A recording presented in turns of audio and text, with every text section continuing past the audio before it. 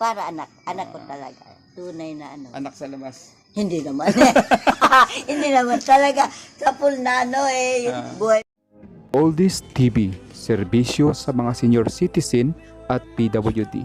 Please support. Let me walk upon the waters wherever you would call me. Yan, at puntahan natin yung Kupang at nabalitaan nga natin wala si Nanay Salvi po doon. Kaya po tayo ay aakyat dun sa taas na kung saan po nakikitira po si Nanay Salvi. So dahil meron po tayong ibibigay kay Nanay Salvi, isa din po siya sa mga kabahagi po ng pinansyal na isang beneficiary po doon sa pinagtutulong-tulungan po na handog ng pamasko. Maya-maya po ay ating pong kausapin siya at maiabot po natin yung pamaskong handog po para kay Nanay Salvi. At siya po ay matagal na po nating tinutulungan kahit naman po ay marami pa po tayong mga inaabot po ng mga senior citizen at PWD dito sa Barangay Kupang at sa lugar po dito sa mismong Antipolo City. Okay?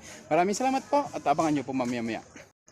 Si Nanay Salvi po ay nasira po at nagiba nga po ang kanyang bahay at hindi pa rin napapaayos hanggang ngayon.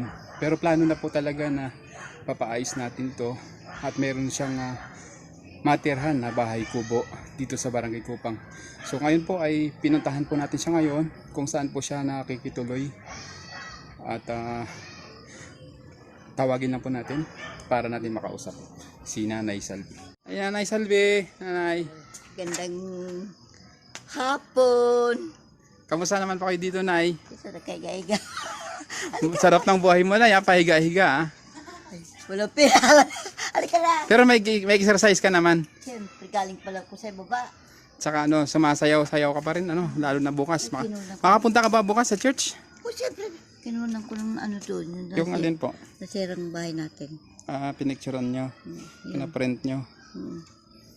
Kasi bulok na yung mga gamit ko rin doon.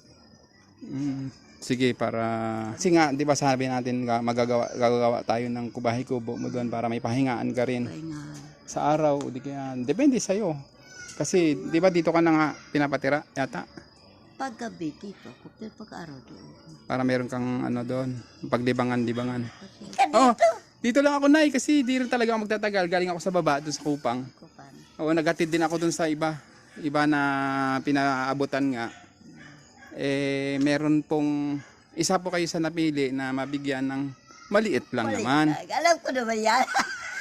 Maliit lang, Grabe na pero yung kahapon sa akin, parang pamasko na rin po sa inyo. Galing po sa Team Puso, pamaskong handog. Salamat.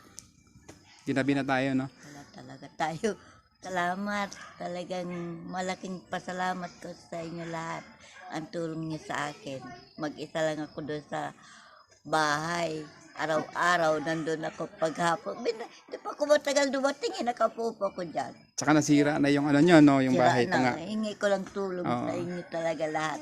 Kasi yung mga apo ko, Sige. wala. Na ito po yung biyaya po na nagaling po sa Team Puso. Salamat. Pambili nyo po ng pansit. Pansit, bili ko itong gamot. Tsaka tinapay, no? Maraming salamat kayong bigay niyo sa akin. Miski ngayon wala na si Fred. Naalala pa rin ako. Hindi pa ako nakalimutan. Sagkod ngayon. Hanggang na matanda na ako. Hanggang na mawawala ako. Hindi tayo magbago. Talagang. Salamat, Nay. God Salamat. bless. Blessed Christmas po, Nanay. Merry Christmas.